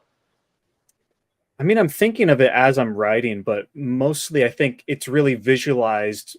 Well, I think it's probably subconsciously visualized, like as I write the script. But then when it comes time to express those ideas, it's probably during the storyboarding, because then I'm having to draw the character, and it's just kind of like my instincts will take over, and I'm like, oh, okay, this is what I'm envisioning for this character, that character. Like I knew, like I'm pretty sure by the storyboarding stage, I definitely knew that Lorenzo, he was wearing the Hawaiian t-shirt because chlorine characters always wear Hawaiian t-shirts, and it seemed to fit him the best. I knew I'd be wearing a white shirt with blue jeans because it seemed very just kind of plain, innocent. Like he's got white, so you know he's probably a good guy. Even if he does things that might make you suspicious, you're gonna, like, at the end of the day, subconsciously know he's a good guy. She's yellow because yellow and blue just go good together, and it makes her iconographic because she's got to turn into the hero by the end of the story. So it was really, I mean, it's kind of like, I'm thinking about it, but it's really, I guess, yeah, storyboarding is when it's really kind of clearly visualized for this kind of project. But yeah, it's fun playing with that stuff. And like you said, it gives your film a bigger, I guess, it improves your visual look of your film for sure. Yeah. But it's, yeah, not everybody can do that. So you gotta, like, you kind of, again, you got to play with you got to know what you have access to and use that. Because I'm not going to write a movie where everybody wears really fancy, incredible tuxedos that are spotless, because I don't know anybody who has that. So I'm gonna kind of try to plan as best I can with the actors and what I know we have. But yeah. Oh geez, there's more. Let's see. It's a very late night 99 for me. Nice. Like what you did there. So I'm gonna go, but it's been fun, guys. Good luck with the rest of the stream. Thanks, Clarence, for stopping by. You're probably long gone by now, but we appreciate you coming by. Let's see. Duran has the best grasp of costumes in all full. You said it, not me. The yellow hoodie in LPS is iconic. And the jacket his character wears for Video Carnage is equally memorable. Well, thank you. Yeah, I would agree. Every time he wears the jacket.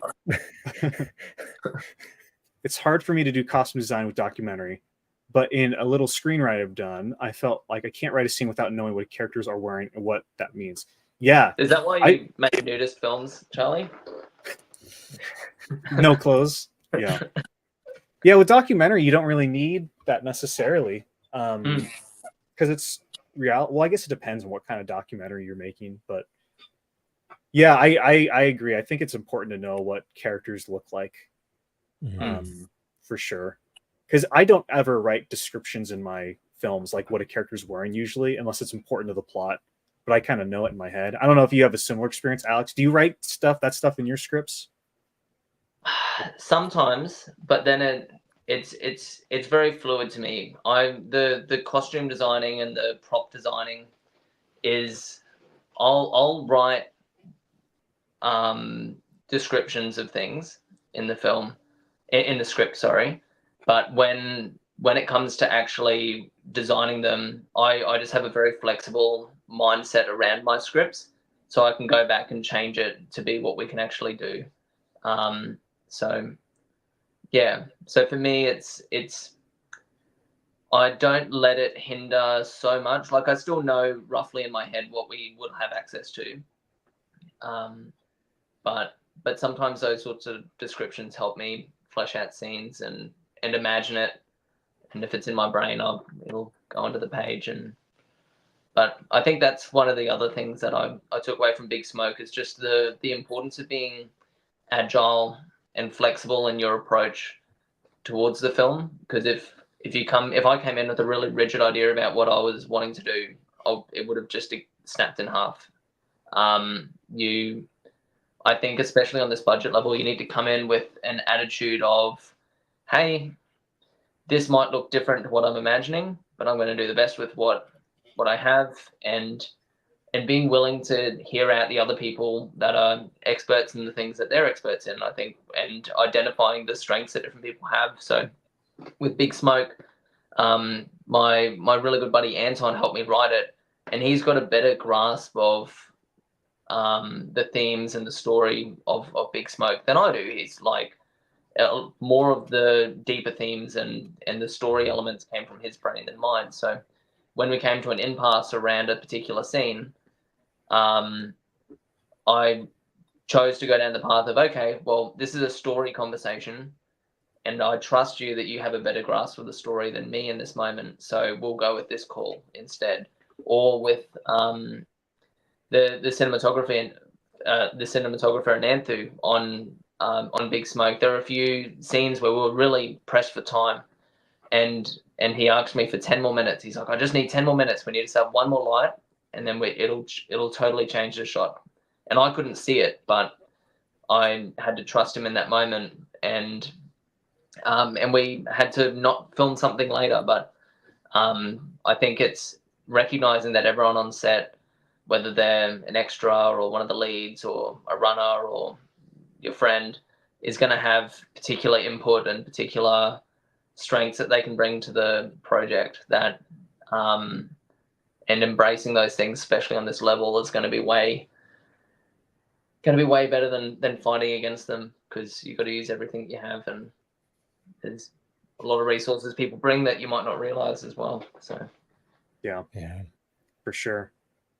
Speaking of resources and costumes and everything, this is a good question for Alex. Any more plans to do period pieces like the bell rings? Well, funny you asked. Do you have those other questions I asked? I sent message to you, Swamp TV. He's got a list of setup questions for me, in case you guys didn't have them. No, I'm just kidding. But no. So next weekend we're releasing Renegade, which is a period piece film. It's a short film. I think it's about 7-8 minutes long, and it's set during the French-Indian War in 1762. Which is ultra specific, but there was some research I put into that, and in terms of the locations that I was shooting in, and then trying to match that somewhere else, and with the time, yeah. Anyway, the trailer's out on my YouTube channel, so you can go and have a look, see what you think, and then you can watch the movie when it comes out, and you can see what you think also. So it's a mixture of the sci-fi, it's a smushing of the sci-fi genre with a historical adventure or historical drama, I suppose. It looks very good, yeah. Oh yeah. Yeah, I can't wait to check it out for sure. Period pieces, I don't know. Something that Ethan and I learned on The Bell Rings was, you think that a period piece is going to be super complicated, but it's very possible to do if you're very careful and strategic with your resources at our level. Like it's definitely not impossible. Again, you just got to know what you can get access to and what you can't, because again, I'm not going to write a movie set in like the medieval ages. That's because I don't have I suppose you could, but armor's very expensive. But there's a version of like a medieval movie you could do if you have, someone who can make a nice shirt that could look like it, or cosplay or that sort of thing. So there's ways you can do period pieces for sure. Yeah, for sure. Yeah. Let's see. I've been writing a big surreal sci-fi noir film. That sounds sick. But honestly, might take a break this weekend and just make an improv stoner comedy with my roommates. That would be cool. Nice. I feel like you all would be perfect at that, Thomas, after Colfax TV. It had a very kind of late night, flipping through the channel kind of late night comedy vibe. I'd love to see you all do like I don't know, like a singular like film where it's like this big long stoner comedy. That'd be fun for sure. Yeah. Nudity does make continuity better though. I've also sprung into luck in that regard, like Chloe Gwynn's Powerpuff Girl dress she wore all through the month of the shoot of Racing Grace. Yeah, nudity would be, I mean, I can see that. Yeah, making things easier.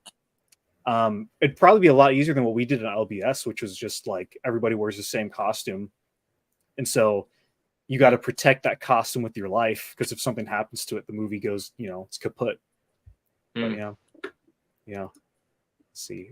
Oh, very exciting. Alex is a marketing guru. His trailers are always a cut above the rest. Don't Come is the wildest idea I've ever seen on YouTube. Yeah, that was a great film. Thank you. Yeah, I think that's definitely the marketing, and that's how you get people to see your films, right?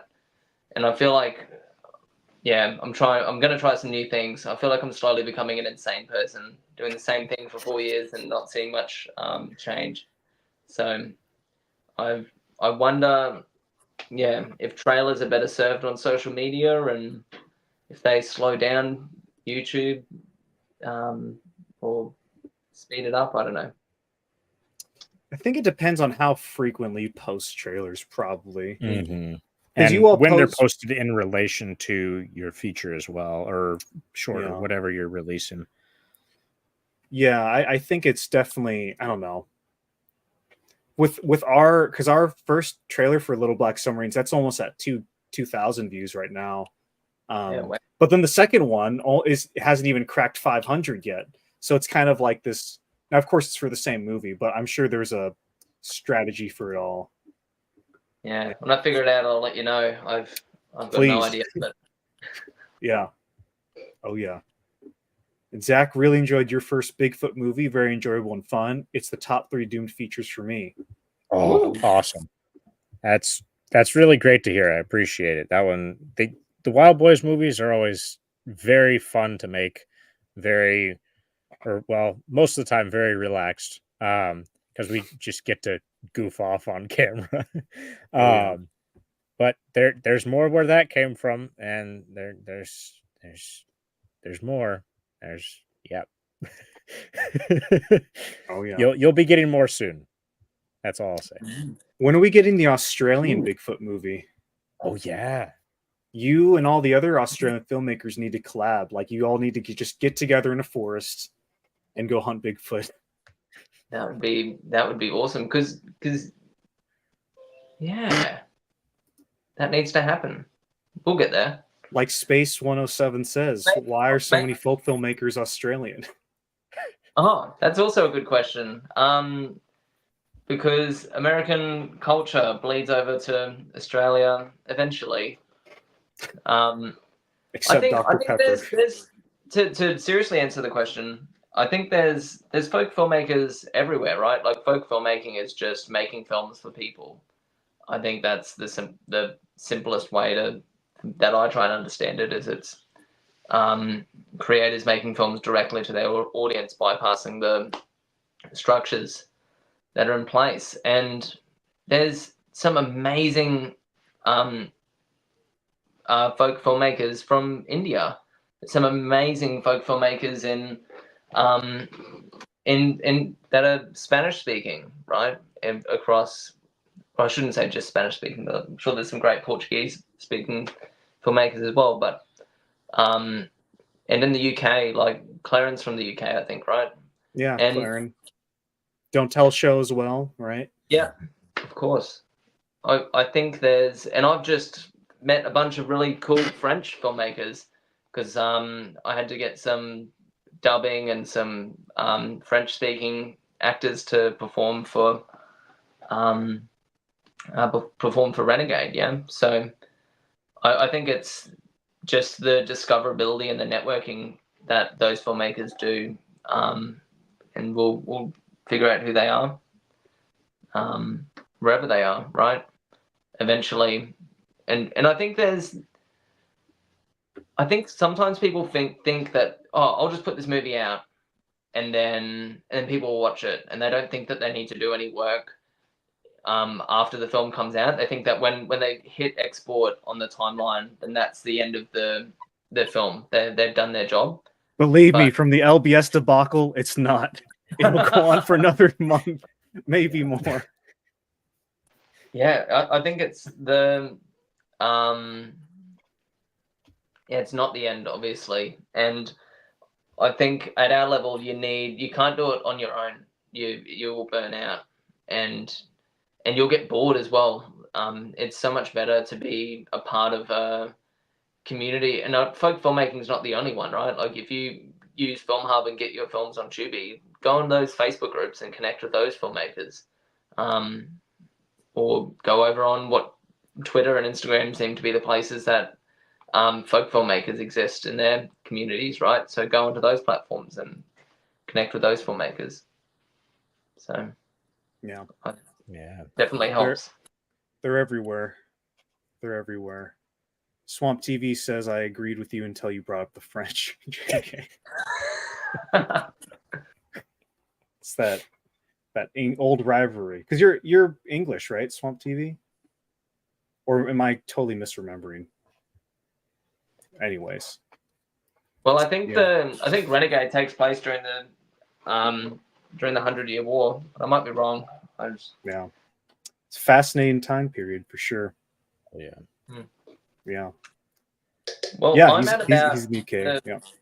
I'm at about the 10, 15 minute wrap up mark. So yeah, I was just gonna say, I think we've hit that point where if anyone has any questions, last questions for the last 10 minutes here, feel free to send them.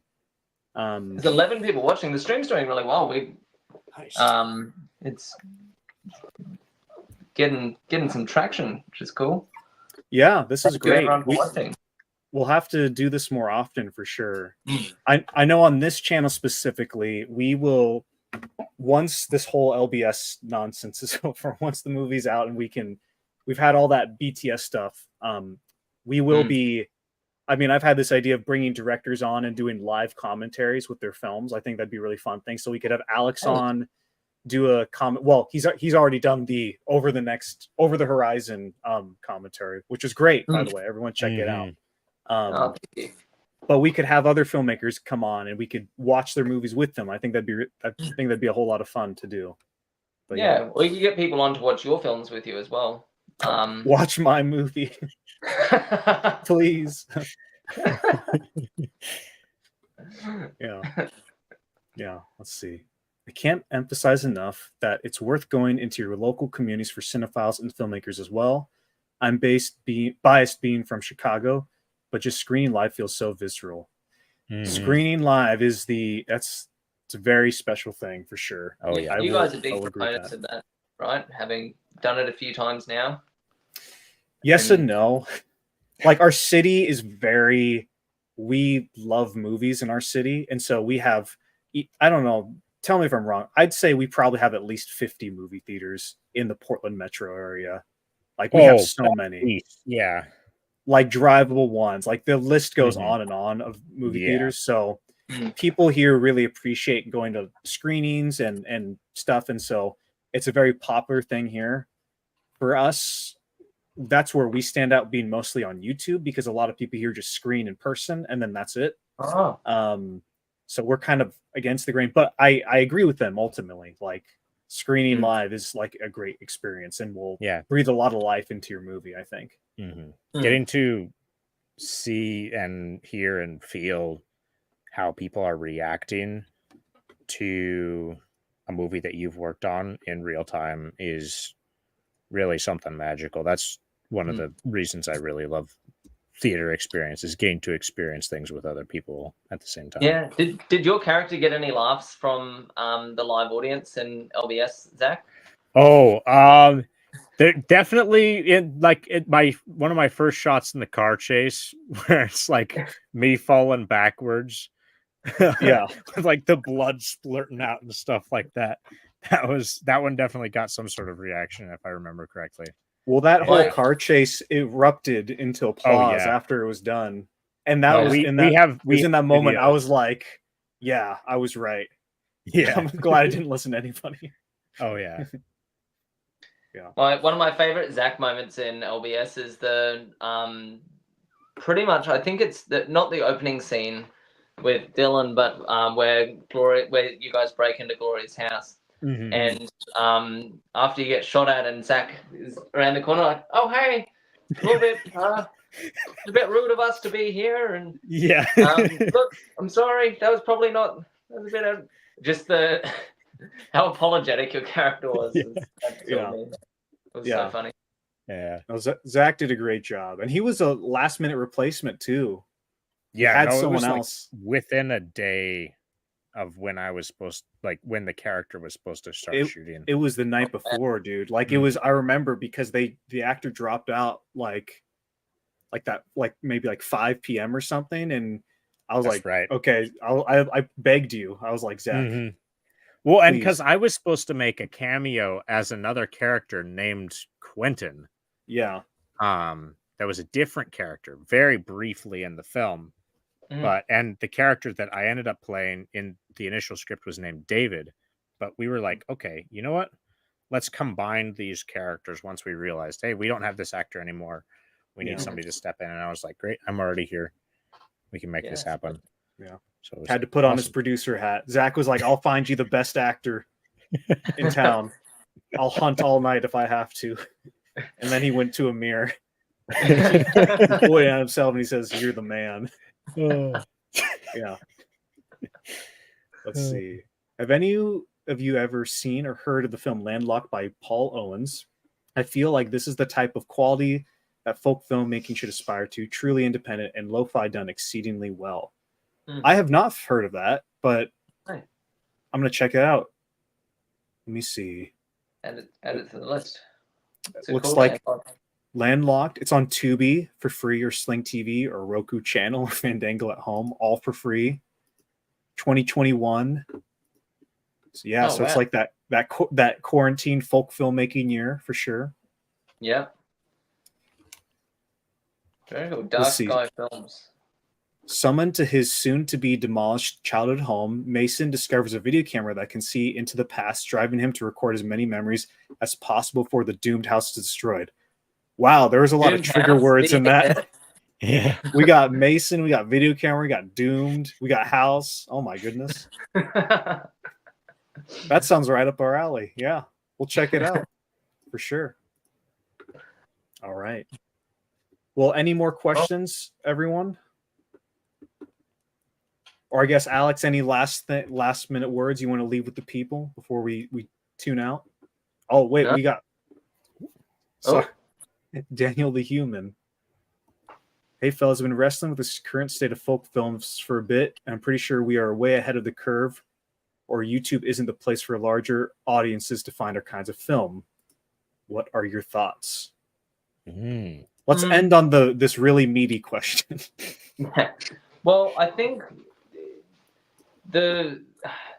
you can approach this in different ways, right? Like, and I think it comes down to what your expectation is. What sort of weight are you putting on your film? Do you need your films to get a certain amount of views before you're happy with them, or could you be happy with them? Could you be happy with your films just getting whatever they get on YouTube? Like, what's enough for you? And what does success look like? Because the state of folk films, that means that we're in a state, something's not working or something's not going well. Maybe it is going well. Maybe we do have a large audience. When you do the maths and recontextualize things, if you go, how many films has my YouTube channel had in the last 12 months? And then divide that by 100, let's say a movie theater's worth. How many movie theaters would you have sold out, across the Portland area? Would there be 50 cinemas worth? Probably. You have more than 5,000 views. Or 50,000. Yeah, or whatever. My maths is terrible, but point We're being, movie like, makers, not mathematicians. You know? exactly. So I don't know. What are your guys' thoughts? Well, along that line, again, when we did filmmaking the right way, when we submitted to festivals, even when our films did get into festivals, the most people that ever saw our films was maybe like a room full of people. So like maybe 100, 200 if I'm being really generous.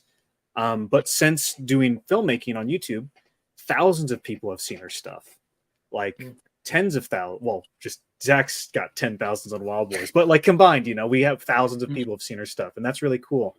But for me, that's the immediate instant gratification. But for me personally, I've kind of like, now I'm not stopping my drive or anything, but I feel like the filmmakers now, we're gonna, like, the next big thing on YouTube, that filmmaker is gonna probably pass away or be very old before they're discovered. So the way I think of it is we're investing in the future of cinema. And so we're just adding our voices to, we're throwing stuff at the wall to see what will stick. Hopefully one of us will, make some sort of impact on movies and cinema and the art form and that sort of thing. So that's kind of what I think is going to happen. Now, would I like someone of us to blow up huge now? That, yes, of course, that'd be great. But the way I think of it long term, we're in the future. I do think that in 50 years, there's going to be a big Hollywood filmmaker, and they're going to be like, oh my gosh, I grew up watching Late Night 99. Everybody needs to see Late Night 99, and everybody needs to see Doom Productions and Joel Hay. Like they're going to shout out these filmmakers, and then suddenly all of these people in Hollywood and they're going to swarm to this big old library of films that are already made, and they're going to be like, oh my gosh, look at all this incredible work. Maybe if one of us is still alive, or whenever this happens, they'll be like, hey, we'll pay you, and we'll make a box set of your movies, and well try to sell it, and that sort of, I don't know exactly what's going to happen, but that's kind of how I feel like it's definitely a treasure trove to discover, and I think that's right. exciting to be a part of. To know, it's like a time capsule, right? And you're continually adding to it and anticipating when people discover it, or if one of my films does quite well. People are going to go back and be able to discover all the rest of it. Because I sort of had that micro experience with you guys when I discovered Video Carnage. I was like, oh, cool. And I was like, oh brother, October. And you go in house and you go and watch all the other things. So, and that's fun, and that's exciting to be a part of as an audience member. So yeah. But I might need to call it there, fellas, because I'm on supervision duty for the boys, and I've gone well over the time that I convinced my wife. Please, can you take a break from uni to look after the kids? Yes. Well, yeah, we'll call there. You've been so generous with your time, and this has been great. We'll do it again. I'm sure we're gonna do it soon. Yeah. We'll get together. We'll have to do a stream on your channel next or something. Yeah. That'd be awesome. Thank you everyone for watching. Thank you, Alex, for hopping by. We're gonna end the stream now, and it's gonna be really awkward because I'm not sure when it's gonna cut off. But see you all later.